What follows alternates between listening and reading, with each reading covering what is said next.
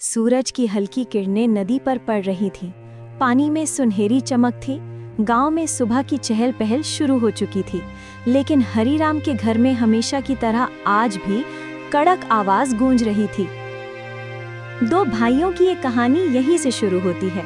बड़ा भाई हरीराम घमंडी और निर्दयी, छोटा भाई शिवराम शांत, दयालु और भगवान पर। अरे ओ शिवा, उठ जा, कब तक सोएगा तू?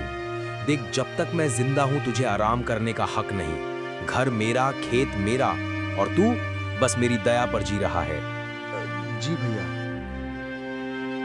सुनिए जी, बारिश आने वाली है। कह दीजिए इस निकम्मे से कि घर के बाहर का कीचड़ साफ करे।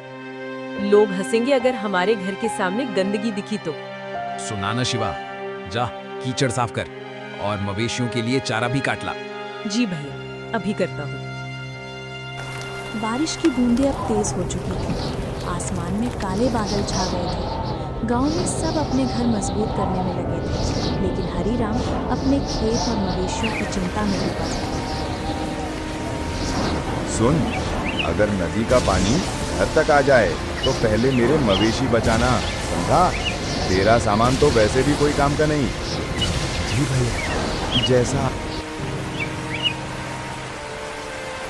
रात बढ़ी, बिजली कड़क रही थी। शिवराम ने बाहर का रास्ता साफ किया, मवेशियों का चारा काटा, लेकिन बारिश के कहर ने सब डुबो दिया। हरीराम का गुस्सा फूट पड़ा। निकम्मे, चारा नहीं काटा तूने, अब मवेशी भूखे मरेंगे। किस काम का है तू?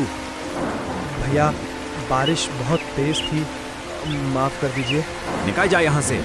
आज से तेरा और तेरे परिवार का भैया, इतनी ठंडी बारिश में हम कहाँ जाएंगे? बच्चे पर दया कीजिए। मर जाओ जहाँ मरना है, मुझे कोई।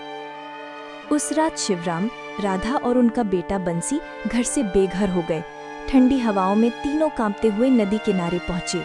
वहीं बरगद के पेड़ के नीचे टूटी झोपड़ी में उन्होंने आसरा लिया। हमने किसी का क्या बिगाड़ा था शिवा? भैया का दिल इतना कठोर कैसे हो गया? राधा, मत रो, भगवान देख रहा है। एक दिन यही बारिश हमारी खुशियों की दिन बीतते गए। 3 दिन से बारिश नहीं रुकी। बंसी बीमार पड़ गया। राधा की आंखों में आंसू। शिवा, बंसी को तेज बुखार है, अब क्या करें? मैं भैया के पास जाऊंगा, थोड़ा दूध मांग लाऊंगा। शिवराम भीगते हुए अपने भाई के दरवाजे पहुंचा।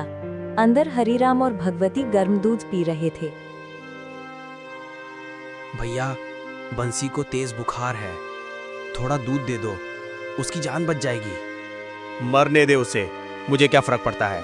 निकल जाए यहाँ से और आइंदा दरवाजे पर मत दिखना। शिवराम की आंखों से आंसू बह निकले। वह उल्टे पांव लौट गया। रास्ते में उसे एक बूढ़ी अम्मा दिखी, भीगी हुई, कांपती हुई।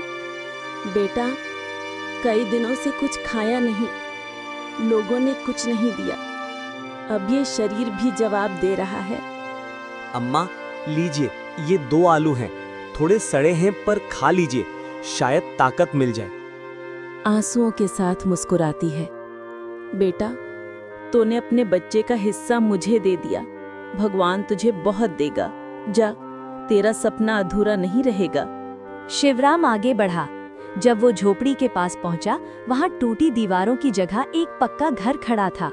ईश्वर ने उसकी सच्चाई का फल दे दिया। राधा हैरान होकर, सुनिए जी, ये घर, ये कहाँ से आया? अभी कुछ देर पहले तो कुछ नहीं था। शिवराम आंसुओं में, राधा, शायद वो अम्मा कोई फरिश्ता थी, उनका आशीर्वाद सच हो। अगले दिन गांव में हलचल मच गई। सब कहने लगे, शिवराम की झोपड़ी महल बन गई। हरीराम और भगवती का दिल जल उठा।